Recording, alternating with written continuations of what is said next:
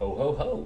All right, this is the last round of the Hartford Open. I'm filming this, a day and a half afterward. It's the last of the five recaps. I think I've done a good job with them. I'm pretty proud of my effort.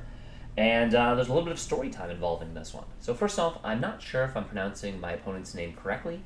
Gautam Kirubakaran, possibly? I really don't know.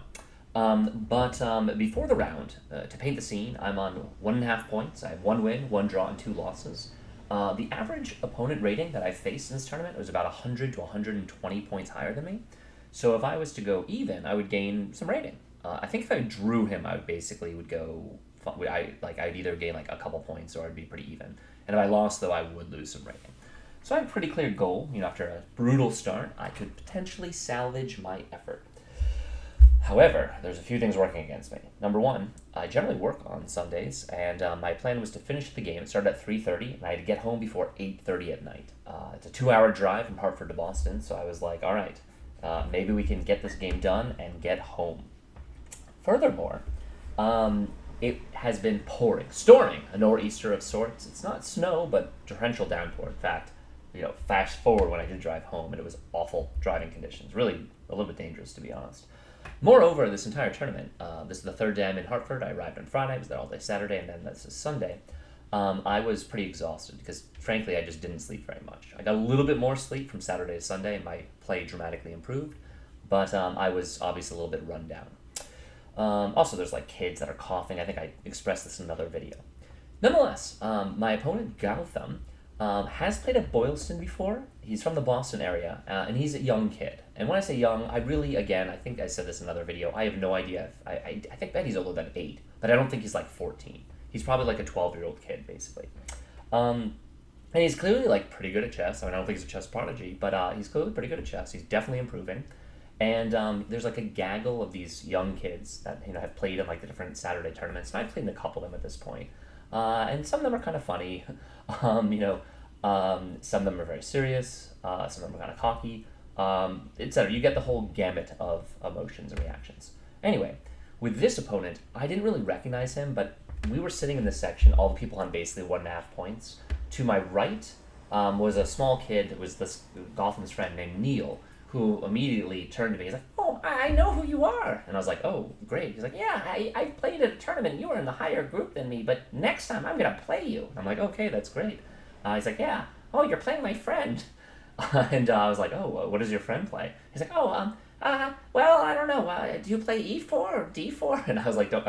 I'm kidding. You don't have to tell me about what your friend's playing. This is 5 minutes before the round starts. But that was kind of funny. And then to my left, I think I don't think maybe his name was Adharit, Praghuji. Again, I'm destroying these names. I'm not pronouncing them correctly. Was on the board to my left. Another guy I have played. In fact, actually, in one of the weekend tournaments, I lost to him, and then I recovered in that tournament. I won the other games, but I think I dropped a little bit of rating because I lost to this guy. Although I think that kid is also really improving. I think he's underrated. He's only 1,400, but he's quite a bit better. Although in the game I played against him, to be honest, I think I played a very bad game. In any event, the point is, Gautam's dad came over, and he was kind of funny. He's basically encouraging his son. He's like, "Remember, you don't have to play fast. It is not a race. If you take your time, it doesn't matter. If you finish faster, we don't get to home any earlier. Now, please take your time. You have 1.5 hours. Use it." And I thought that was funny. So immediately he was giving off information like Gautam is going to just blitz moves and not really take his time. For the record, that's most young kids, so that's not really much of a tell, if you will. But I thought it was kind of funny. And I said, with his dad there and the friends, I said, "Look, Gautam, if you want a draw, I am anxious to get home. I want to beat the storm. We can just make a draw." And I said that. Basically, my thinking was if I draw, then the rating is basically unchanged for me and I can get home. I was even considering withdrawing, but I was pretty happy to play it out. And although I'm white, I should be higher rated than 1529, but at the moment I'm not. So it would still be a rating boost for me. So I was like, I'll just offer it. Again, it's not like we're vying for any prize money or prize pool or anything like that. And if I didn't play this game, I was pretty exhausted. I was fine with that. So I offered the draw, basically. And the kids to the right and left, that from the Boylston as well, they were kind of laughing about that. But the guy on my left who I became friendly with, who's older. When I say older, like, in his 20s or 30s, not like a kid. He and I bonded over a few games. In fact, he was there the first night when he saw me blunder my queen. He was like, "Oh, I felt so bad for you." He was like, "I would offer the same, but I'm like 300 points higher than this kid because he was 1700." And again, Praikuji was like, he's only like 1400 now. But by the way, I think that game ended in a draw or something. Again, pretty good. The kid on my left. Nonetheless, that's painting the scene. Gotham as well was the kid who was sniffling the day before, who I kindly told, and again, not in a dickish way, but kindly told multiple times to go blow his nose. So maybe he had been sick that weekend. His sniffling was a little bit better when he was my opponent, but obviously I don't like encountering that. Not that I'm a germaphobe, I'm not, but I like any sane human being, I don't like getting sick, especially when these kids cough into the pieces. Anyway. So I was thinking that I was fine with a fast draw, but if he was going to play, then you know what? We're here to play chess. I really shouldn't be a dick about it. So I wasn't. I blitz out d4, and this kid played so fast and so confidently his first bunch of moves. At first, I was like, oh my god, he knows the theory. He's like one of these kids that studies the openings and everything. But then I realized with the move, because I know this opening well, that he didn't know what he was doing. He was just playing fast because he was playing fast, which meant he was probably going to make a lot of mistakes. And with young kids, by the way, there's kind of a mystique that some of them, like, they're so good, so young, that you're like, holy shit, this kid's going to be, like, brilliant. Like, we're so good at chess. But sometimes that's not the case. Sometimes they're sloppy, erratic, they go all over the place, and sometimes the rating doesn't mean that they're going to be that much better than they are, in fact, what the rating says they are. So it's very important to kind of be very objective about chess. I know it's kind of funny, not that frankly, I'm not going to be intimidated by it. I mean, if I played like a GM or an IM, I would not be intimidated. I would just immediately not resign, but be like, okay, I'm going to lose this game. It doesn't fucking matter. But the mystique, basically, I definitely have more confidence the older they are, because typically the younger they're probably underrated. So I feel like, again, their rating at the moment sells them short. Anyway, that's the psychology of sort of how you handle the opponent. But at the end of the day, it's all chess moves. You just play as well as you can, and, hopefully you don't get too upset. Again, I'm rarely upset with my play. I was upset when I dropped my queen to lose game 1, but like game 2, my loss, whatever. Anyway, I decide I'm not going to do anything too fancy. I'm not going to do anything too crazy. I've played this setup. I'm finally playing white, by the way, after a bunch of black. So I go my typical d4 c4. I'm playing against King's Indian, the typical setup. My opponent again knows the moves, at least it appeared to be. He plays e6. I play knight f3. There's a lot of options here. When I say a lot, there's a couple that I play, but this is definitely I've been liking this setup a lot. Good old possible Queen's Gambit. Here we might get a Nimza, whatever it is, Indian game, blah blah blah blah blah. Doesn't really matter. I pounce these lines out, and I would say that I wish I knew exactly the pros and cons and some of the lines I choose. Sometimes it's kind of random, but I know the basic ideas and I go from there. However, he surprised me a little bit, and he plays a very quick c5, which is fine. I mean, it's a book move. It's not like it's unusual, but normally people play d5 there, for the record. Like, that's the most common move. So I had to do a think on move 4 for how I wanted to proceed, and I did know all of these are ideas. And in fact, as I told my friend Ryan, that this was becoming very Benoni-esque.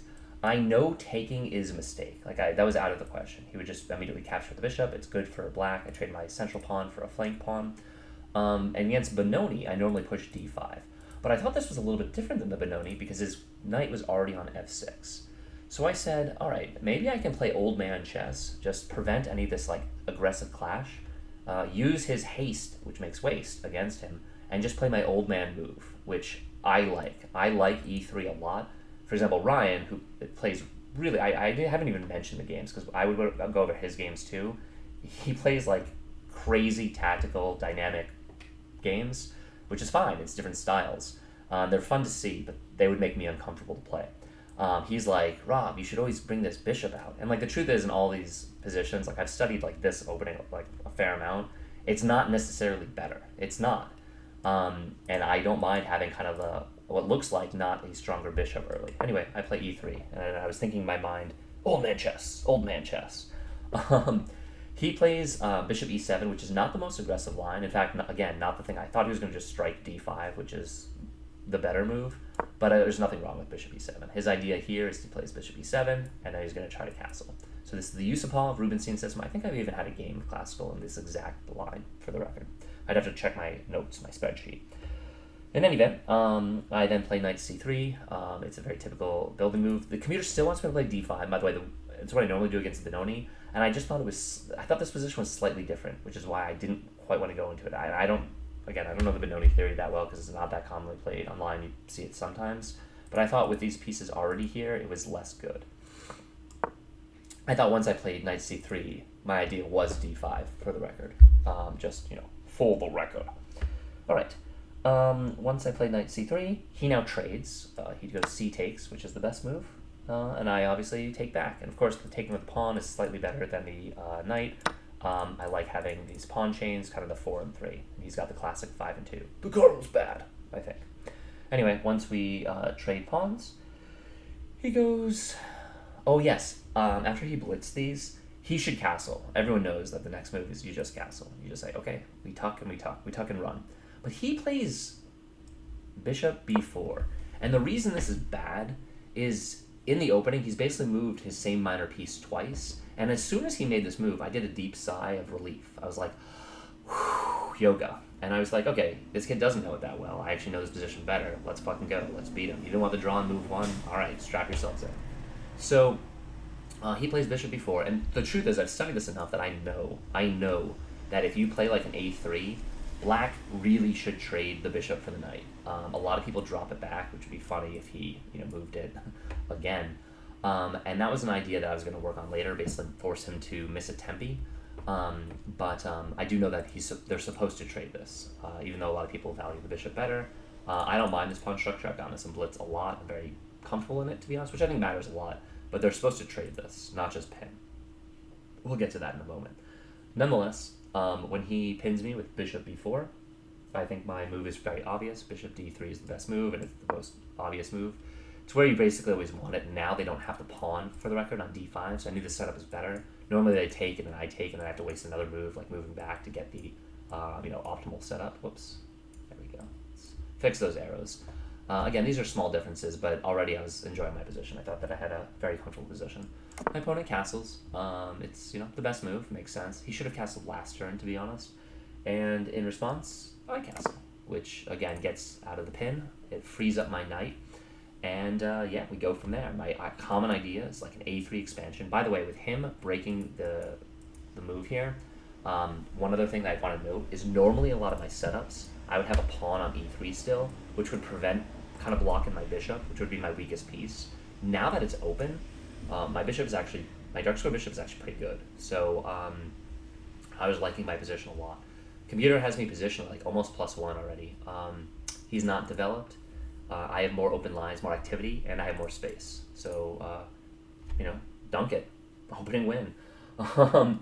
Anyway, he plays b6. And his idea is pretty obvious. He wants to develop his bishop to b7, the classic fianchetto. And I've got a lot of moves here. I know a3. I could possibly develop my bish to like g5 for the pin. Now it's better because I can always retreat it because I don't have a pawn here. I didn't want to play rook e1. It is the best move, but I thought walking back into the repin wasn't favorable for me. But I guess it's fine. If I am going to push a3, then I guess that pin is irrelevant. And then of course the move a3 itself, which is what I considered. I think of a funky move, and the way my friend described it when I played it, he's like, you always have these like little ideas that are not that good. He meant it kindly. He wasn't trying to be a dick. But I actually do like my idea. And here it is. I played knight b5. And the reason why is his bishop is kind of swimming in no man's land. Again, I know in a lot of these positions, he's supposed to trade it. So this opens up the door for me to play a3 and have him bump back again. Because again, this square is taken away, this square is taken away. This one he would walk into b4. So he would literally be moving his bishop several times. And furthermore, out here, if he pushes my knight away, because right now it's technically on an outpost, then I would weaken up his pawns. And the idea is, if he doesn't, if I don't push the a3, and then I move it back, and then he trades, and then I take with my pawn, I have the open b file, and now the b6 pawn is weakened, okay? Because he doesn't have the a7 pawn for defense. Ryan thought that was like too complicated and far out, like the deep idea, not really that good. But I don't know. I think it's clever. My idea is I encourage the best move, which is a6, to weaken his pawns, and then I literally just moved back, and I'd move back right away, and I thought it was good. What he was saying, our conclusion is it's not really worth a move because I spent 2 moves kind of moving back and forth, and he just like pushed the pawn, so I kind of passed the ball back to him. But my whole idea is I imagine him trading, opening up, and then basically playing on the b file. That's at least what I was going for. Again, I got ideas like this. If my rook is here, kind of picture that a few moves forward. Anyway, I think I'm still fine with my idea. I don't mind it, but he thinks that it's nothing special, and the computer agrees. It's like nothing special. It's not bad. I'm still have a maintain an advantage. But anyway, that was my thought process with all that. He kind of shakes his head. He's like, all right, whatever. I'm gonna ping Cheto, which is the natural move. There's nothing I can really do to stop that. And now I stick to the plan. Stick to the plan, mates. And I look at it and I say, all right, well, now I play a3. Like, let's fucking go. Computer still prefers the rook first. I wanted to bump his bishop and then play rook e1. It's a small move order difference. I don't know why one is better than the other, but I chose wrong. And again, I know that the computer says that he is supposed to trade here, which is what I expected, which is why I softened his pawn, so that then I would take back and I would have play on the b file. However, he doesn't do that.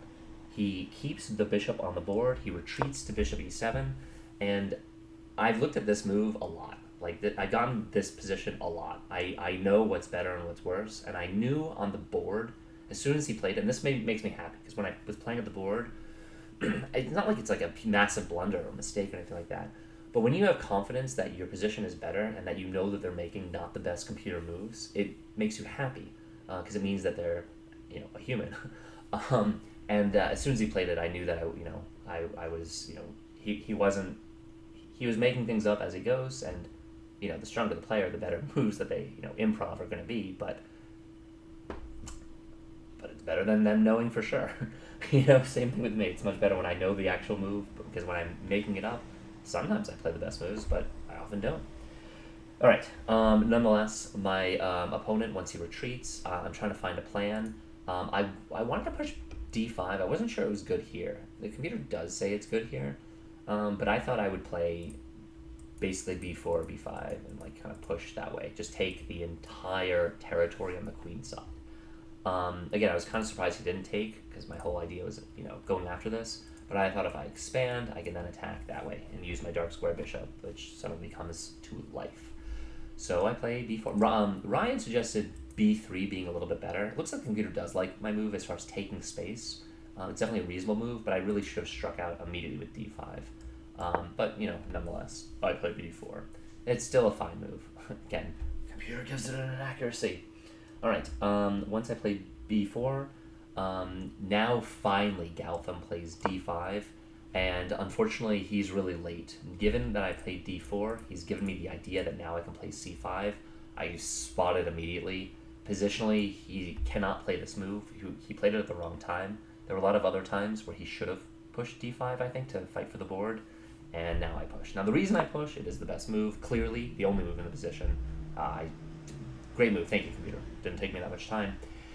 Is if he takes, I take here, and I once again have all the play in the b file. I have a very strong center. I have outposts. This is an incredibly powerful bishop, because look at it, behind the dark square pawns, and I can slide my rooks to open active files. He, on the other hand, is compressed. I've now taken the space. He hasn't still developed his b8 knight, and it's not clear where his rooks are going to go. So again, positionally speaking, even though material is even, I'm kind of putting the squoze on him. So I think that his move there was like a positional massive mistake, to be honest. He plays knight e4, which is funny because it looks like it's a good outpost, and it's the best move, but I plays right into my idea. I ignore, and I jump my knight to a4 with the idea of attacking the b6 pawn and square, which kind of forces him to trade. If he doesn't, I jump in, I have an outpost, I'm attacking the rook, and this is a very active knight. And then when he takes, I can take back with the knight, and then if he takes with either of these pieces, boom, I lock up the center, and I get the total center grip. So I like my move, I like my plan, I like my idea. Positionally, I was really feeling it. Apparently, queen c2 is slightly better, which is the other move I was considering. The problem is, and I guess their idea is to like trade everything, and right now the h7 pawn is weak, that like if he moves the knight, I have this check to win a pawn.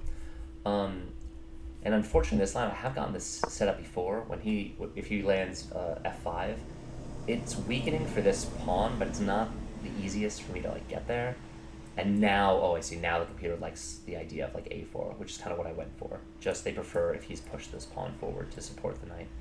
It does make this bishop kind of bad, like really bad actually. And it's supposed to be my best piece, so I don't know, but whatever. You know, you live and learn. Anyway, I play knight a4. I'm rather comfortable with this move. In response, he plays knight d7. He finally gets his other piece in the game. It's also giving him the option to take back with a knight rather than the queen. Well, he wouldn't want to take with the queen because then he'd lose it. Rather, he's defending the square. I take the pawn. I now have ripped open the c file. I have clear play. I no longer have this fianchetto with this pawn on d4 stuck there, but I have this diagonal, which is great. Yeah, he captures with the knight. Now, the mistake, I mean, it wouldn't be a mistake. It would still be like, it's the second, like, it would still be like slightly pleasant for white, would be to just take and then have him take with the queen and then try to play for the c file. But I find, I think the better idea for sure, nearly +1, which is landing the knight on c5. Attacking, super gripped. By the way, the reason why I don't want to take with the d-pawn, I know that the b-pawn's going to be better, is one of my key ideas is I'm making his bishop terrible. He's got this pawn chain, but his bishop's stuck behind it, so this is a terrible bishop. If I was to take with this pawn, he could then play d4, activating his bishop. So I'm kind of really trying to put the clamps on the activity of his pieces. Again, this is like my bread and butter, positional chess. Anyway, he takes with a knight, because what else is he going to do? It's not really doing much on this e4 square, even though it looks good. And then, yeah, and I immediately play b takes. Also, not only is this a strong clamp, but I'm also very nicely getting some tempo attacking his knight.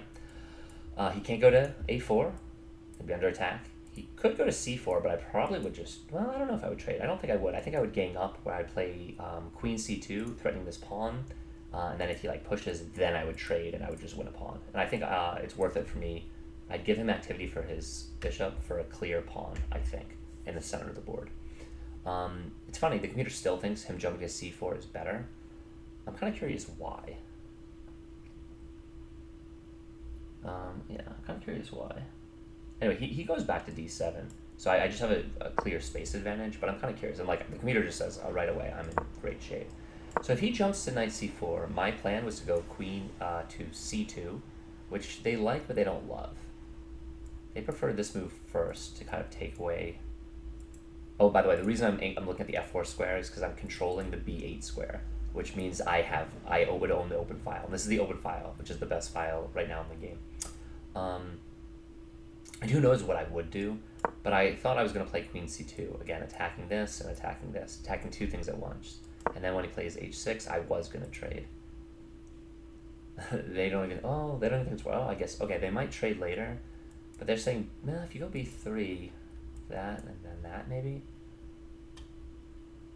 See, the computer often suggests, by the way, it's funny, these h7 moves that don't win a pawn to move their king over to h8, and I never know like when that's good, but they suggest those moves a lot, and yeah, interesting. Anyway, in this position I would have taken, but it's not that good. Curious why. I guess because I give him this activity, so I'm up with the pawn, but it's probably not worth it.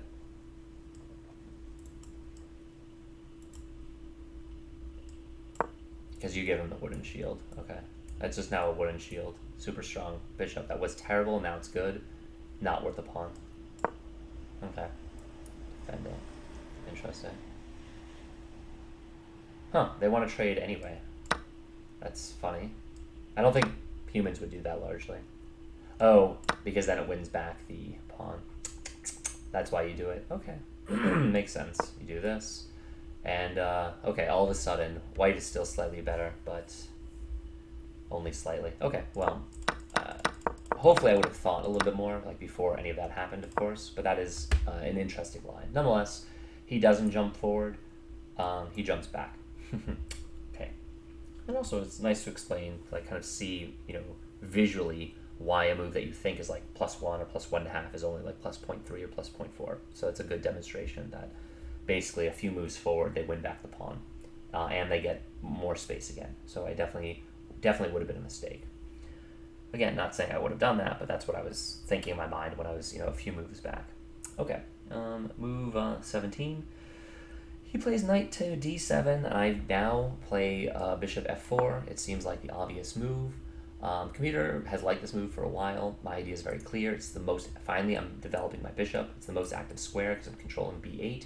I'm also helping stop e5, because right now I've got the clamps on it, which is a real idea for my opponent. It's kind of what he needs to play for. And I'm not really in any threat of like getting bumped back. You know what I mean? Like, okay, if he plays g5, like, I'm fine with it. Computer's, even suggesting just very passive moves like bishop c7, maybe with the idea of moving to b5.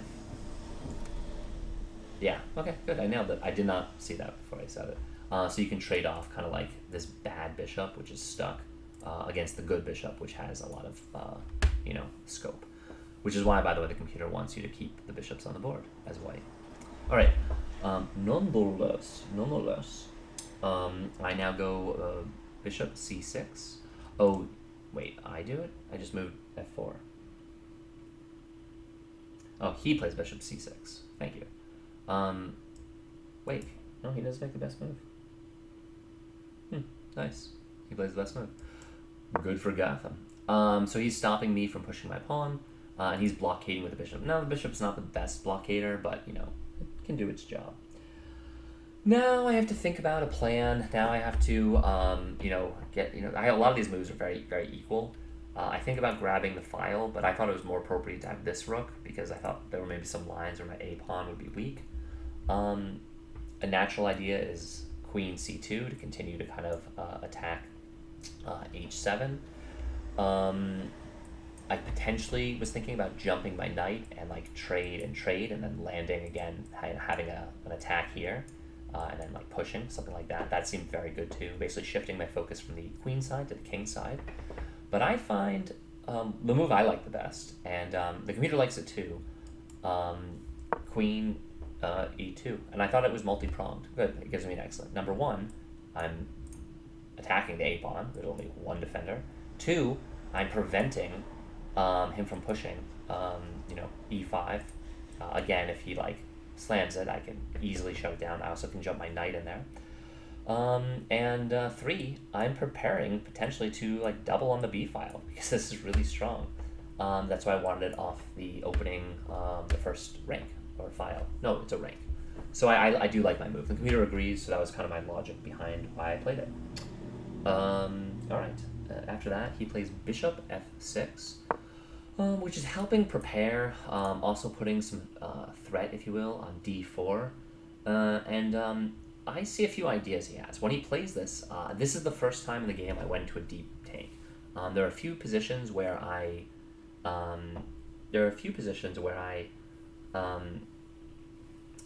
thought for like a few minutes, like in the opening. When he played c5, I thought for like 5 minutes. So up to through 19 moves, I've thought on a few moves a couple minutes, but we both played 20 moves, and this guy was blitzing like very, very fast. He had used at most 15 minutes, like basically a minute a move, and I've used maybe a little less than 2 minutes a move. So I've used maybe 30 minutes, and he's probably used 20 minutes, I'll say, which is not a lot of time. These are really long time control games. This position I thought for like 10 minutes. It was my first real think of the game, because I saw a few threats that seemed scary. Ryan doesn't think that they're that good, but for example, knight takes, pawn takes, bishop takes, rook takes. It's two pieces for the rook and the pawn, which generally favors the two pieces. But I thought that he would also then be able to push d4, thus opening up his bishop, and that all of a sudden he would actually have a lot of play. So I thought that was like a decent tactic. Obviously, he's maybe striking at e5. And of course, maybe he's going to be the first one to jump into the file if I end up trading this off. If he, that is in the lines where he slams e5. So I thought that I needed to stop that. Now, one thing I was thinking is getting my rook off the a file, so I no longer have like any threats. That was one idea. Another idea was putting my rook on c1 and supporting this pawn. So if he took, with a knight. I wouldn't have to take with the pawn. I could just take with the rook. Another option was just jumping the knight in here, kind of forcing the trades, and then getting my bishop, slamming on e5, which with, again, bringing the attack on in. All those seem pretty good. Another one was just simply taking the pawn, by the way. I thought that I probably could take the pawn, because although he has that tactic, it's not clear it's great for him, and I would at least at the minimum grab the pawn. But then he would probably maybe be able to re-grab the a3 pawn, maybe. So I thought it was dicey to take the pawn here. In the end, I opted for what I thought was a very simple move. Again, it's not the best move. I was thinking about fc1, which is the best move. And a4, I didn't mind.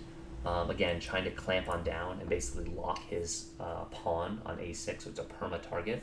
I was thinking about a4 as well. I was thinking about ab1 as well, getting it off of this diagonal.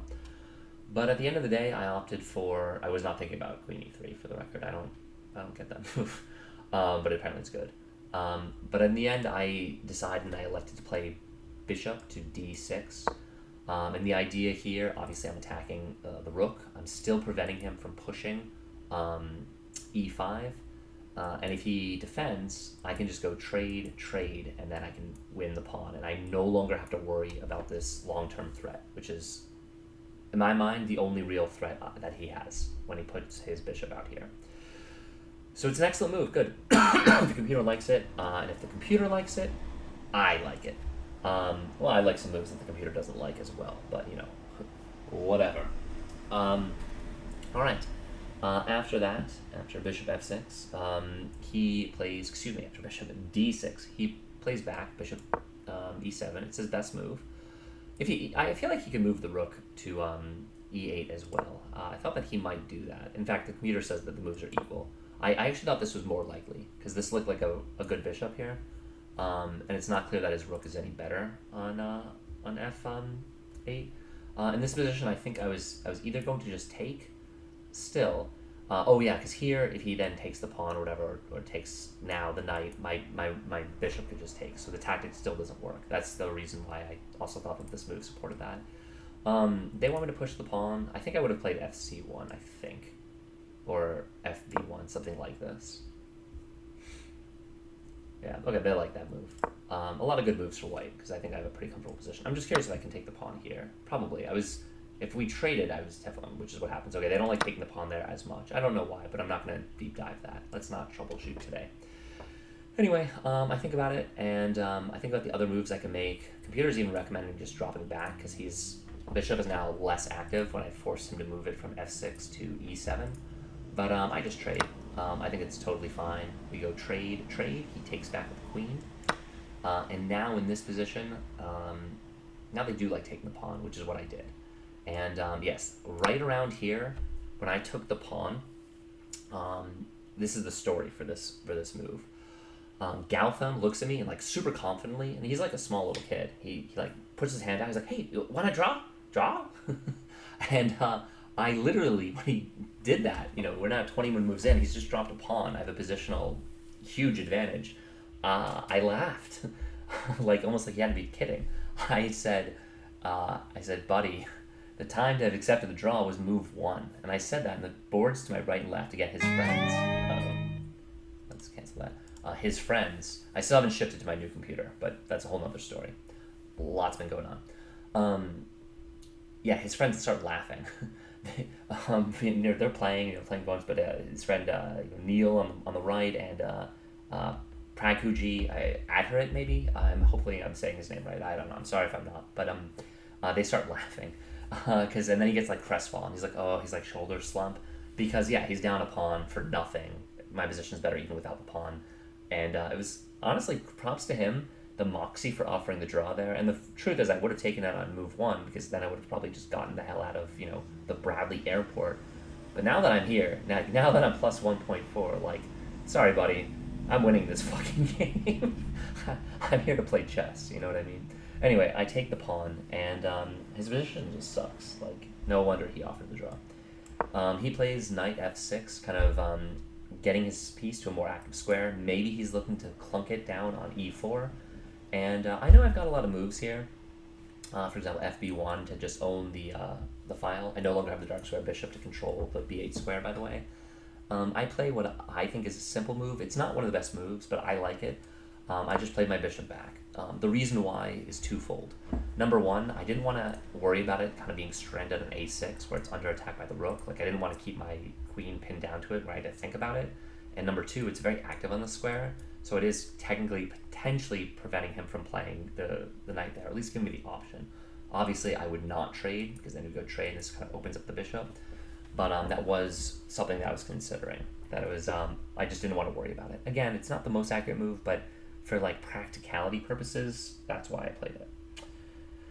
In any event, once I withdraw with bishop at d3, he plays rook a7. And his idea is he's just going to try to gang up on the pawn. I'm up a pawn, and if he can funnel on down, then maybe he can win it back.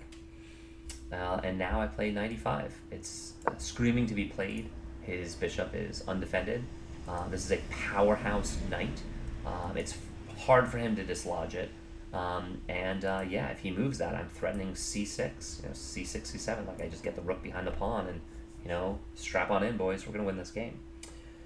He responds with rook to c7. He needs to defend his bishop.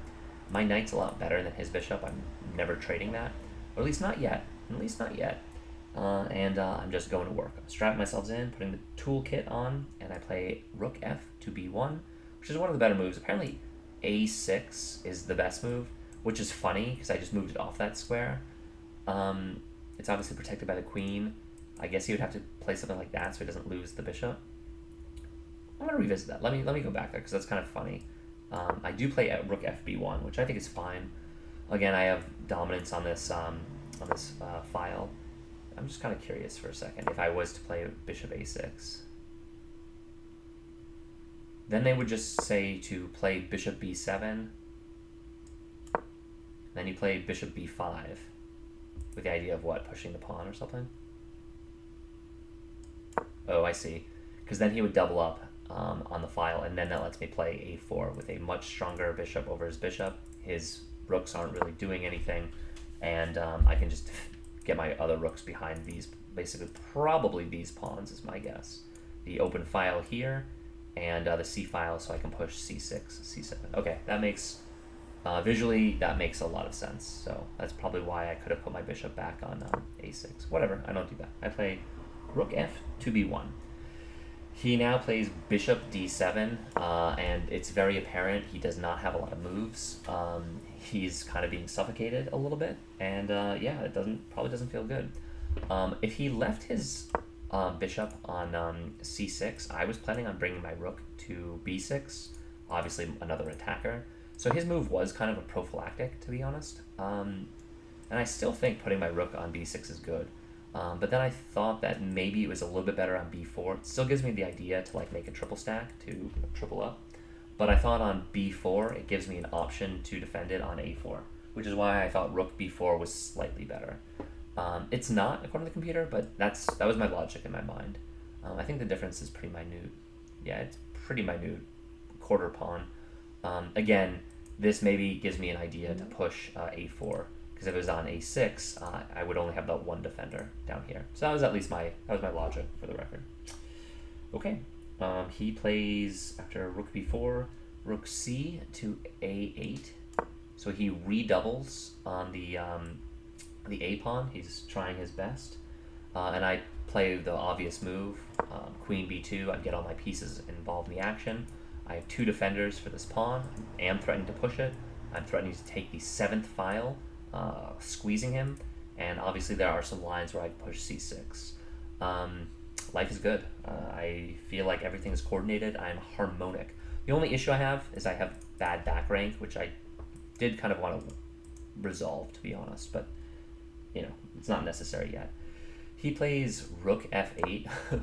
Really, he was just at a loss of what to do. Can't say I blame him. Not really a comfortable position. It's pretty bad. I play rook b7, I jump it in with the idea of taking this file, and then honestly my plan was just to monkey my a-pawn and just win that way.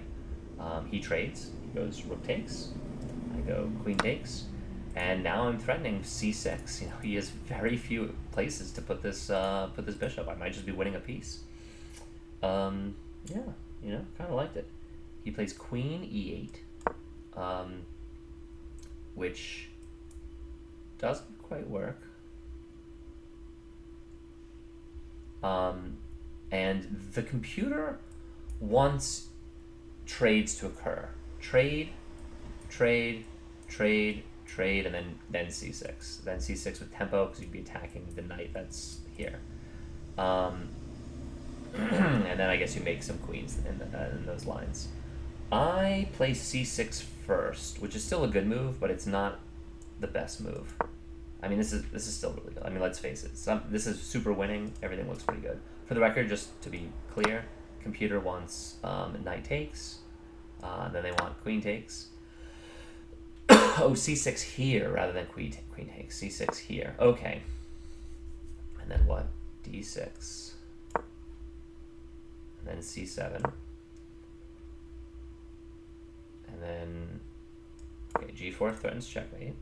So you play g3. g6, and then you make a queen. Cool. Alright, well, this is just over. When this position is reached, or if this position is reached, this is over for black. Black should resign in that position. Alright, but that's not quite what happens. Instead, I play c6, and he plays bishop c8. So maybe my technique was obviously not perfect. Never is, right? Never is. After bishop c8, I obviously have to move the queen. I didn't think I should move it to c7. That is the best line according to the computer here, because I thought I wanted to be able to, push my pawn. So I play the second best move. Okay, second best move is still pretty good. I play queen b6 with the idea of obviously monkeying it down and getting behind it. Maybe, well, probably not like that. Not like that. One suggestion is moving my bishop in, so it kind of forces the trade, take, and then I have a clear path to shove it to shovel level ding dong. Alright, in any event, he now plays queen e7. He's trying to maybe, stop me from pushing the pawn. He's scared out of his mind. And I find the best plan. I say, okay, if he's momentarily stopped me from pushing, let's just push the A pawn. Let's just make a queen this way. These pawns are really fast, really strong, really scary. So he plays knight e8. And now if you notice, his rook is no moves. It's kind of stuck. His knight is barely any moves. Obviously, he's trying to blockade. His bishop, barely any moves. And I've really succeeded in completely killing all his activity. That's why, obviously, and I have a really pushed pawn, but 1, 2, 3, 4, 5, 1, 2, 3, 4, 5, 6. I'm only up a pawn, but the position, though, it's done. It's plus 4 and change, only up a pawn, because positionally, he's cooked. And so I really accomplished what I wanted. I felt very proud of myself for this one, It was a pretty good game, They suggest a5, and believe it or not, guys, I listened. I went a5. I saw that he was not stopping this pawn. I didn't know what he was going to do about it. I thought he was going to have to sacrifice his bishop for the pawn, to be completely honest. That's the only thing I saw. He plays queen c7, and it does momentarily stop me from pushing my pawn, because then I would lose my queen. Probably not ideal. And I did a mini think here. Again, my opponent has used at most a minute to move. So from an hour and, how much time you start? Like an hour and 20. He's now like 50 minutes still through 34 moves. I'd use a bit more, but it's still I'm not close to time trouble at all, and we are getting closer to move 40. And I kind of laughed because I thought to myself, wow, I don't have to take it. He can't do anything. I literally can do anything I want in this position. Now, the truth is, the one move he has is f6 to eject my knight, and I probably should have prepared for that. Like the computer's suggestion, for example. Oh, even here, the computer wants d7.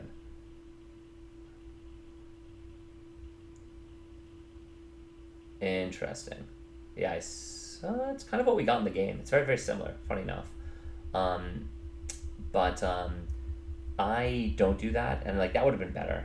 Or just b1 so that I can push the pawn. That makes sense, protecting the queen that way, kind of forcing. And obviously, if he ever trades himself and then I take back with a pawn, these are connected past pawns. It's 100% over. It's so easy to push them and make a queen. But I got ahead of myself, and I thought, oh, I don't have king safety. It's about to be an endgame with us trading the queens. Let's centralize the king. And I did it because he literally has no moves. He can't move the knight because then his queen's undefended. He literally has no moves for his bishop or just gets lost. His rook is stuck. The only active move he has is f6, which is, unfortunately for me, a good move. I thought I was always able to jump it into d7 anyway, which is what they suggest here, so I didn't think it was necessary. But, yeah. And I see the idea is you jump it in, you take, and then you take, and then they take, and then you take, that kind of thing. All right. It's kind of a move order thing. Nonetheless, I play king f1, which looks kind of crazy, but I was just delighted that he literally couldn't do anything, but it's clearly wrong.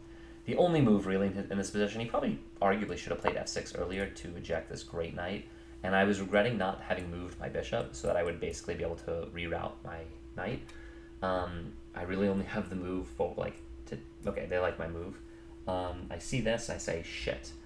So I take with the queen, which is the best move. He obviously takes back with his knight. And then I jump into d7, which is the best move. But it's slightly worse. Again, the other position was like +5. This is +3.5. He takes the bishop. He takes the knight with his bishop, which is fine. Again, he's in terrible shape here. But let's just see how I finish things off, shall we? I obviously go c takes. My friend over there is going to try to stop this pawn. He's going to move his bishop. It's the only move. Bishop to d8. He plays it. And rook d8 rather, not bishop. Man, I really don't know what I'm talking about, huh? And I thought I could just push my... Okay, good. It's the best move. I thought I could just push my pawn. I, again, thought that he had to sacrifice because I'm just queening here very comfortably. He takes this pawn because, how many queens am I going to make over there? And, yeah, the computer suggests b1. I play one of the top moves as well. I could probably push. But then it gets a little bit hairy. He blocks, and then I have to, move my bishop in. I'm attacking his rook, trying to get on over here, and maybe he stops that over there. I mean, his pieces are completely tied up. But I didn't like that, kind of over-pushing the pawn first. I thought, given this pawn is defended by my bishop, I should use my active rook and try to squirrel my way in. So I play rook c1. What's funny is... I'm actually kind of threatening a sacrifice of sorts. The idea, of course, is he can't drop it. Like, if I push and he drops it, I just boom, check him, win the piece.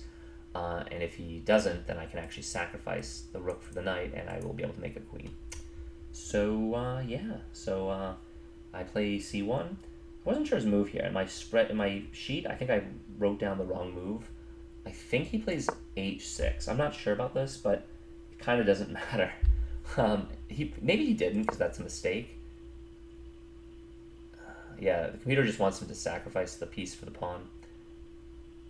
I have no idea what he played in this position. I'm not going to lie. He should have also gotten his king off the back rank. Maybe he did play h6, but he was pretty lost at this point. I play a7. Seems pretty obvious to me. He needs to get his rook off of the back rank. Pretty obviously. He doesn't do that. He plays knight a8.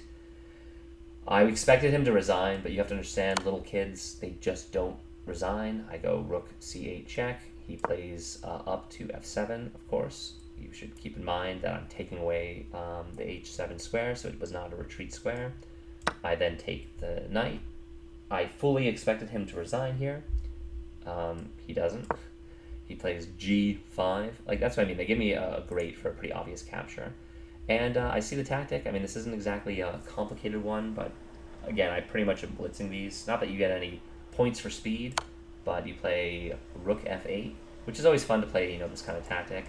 Takes with the king, and then you immediately, queen the pawn.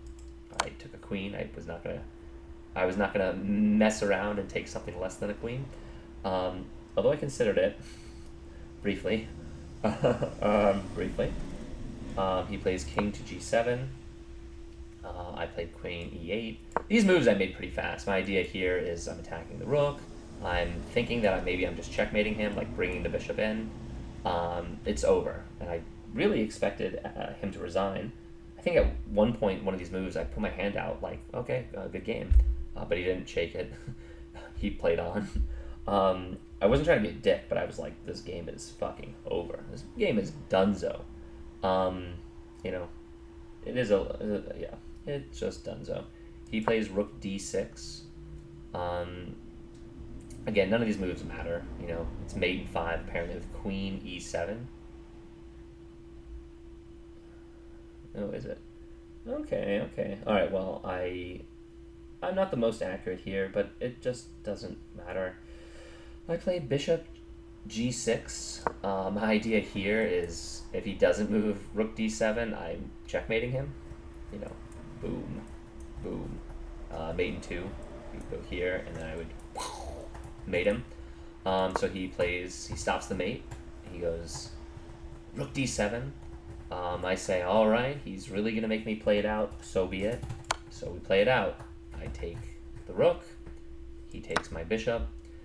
Not a lot of thought involved in these moves. I'm just trying to take pieces off and checkmate him. And eventually I figured I'm going to, just find the win, find the checkmate, eventually it's going to happen.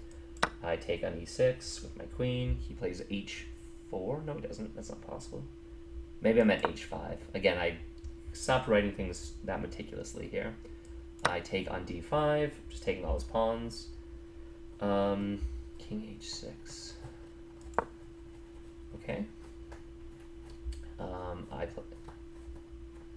play queen f5. Okay, I play queen f5.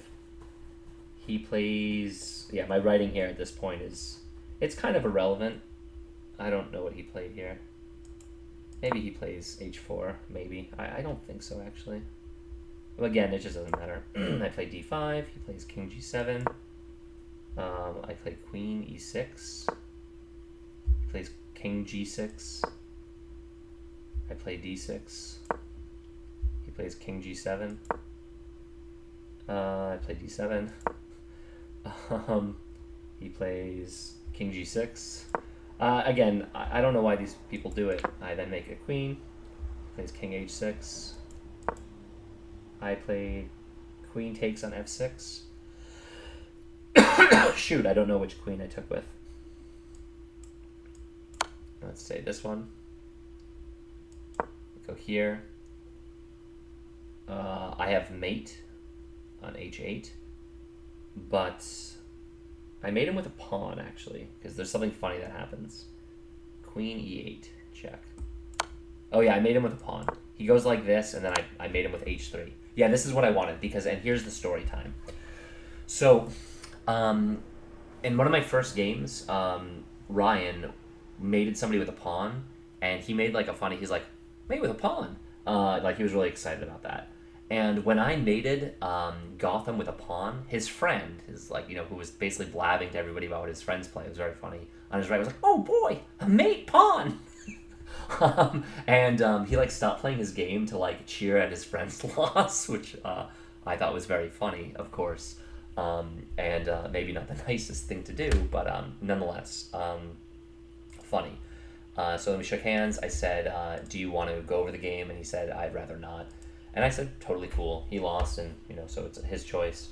Again, in my experience, little kids really don't go over the games all that often. Let's see how I did. I was pretty impressed or happy. I think my end game, as far as mating him, I probably could have tried to look for the sooner mate, but I don't really care that much about it. It's not like I needed to, mate him in a certain amount of time. You have an increment. I had tons and tons of time. We finished our game super early. 89%, pretty good. I think I played well. This is the kind of game that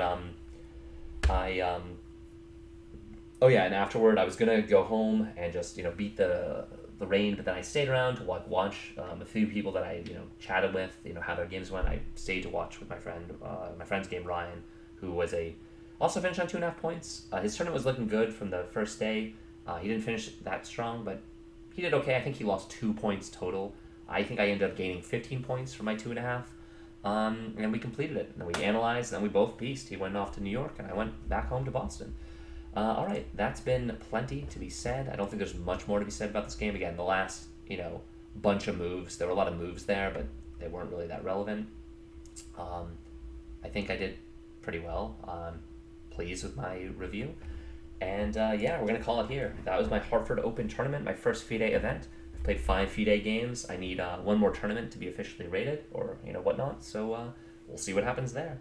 Have a wonderful weekend or week or whenever you watch this. Be good. Peace.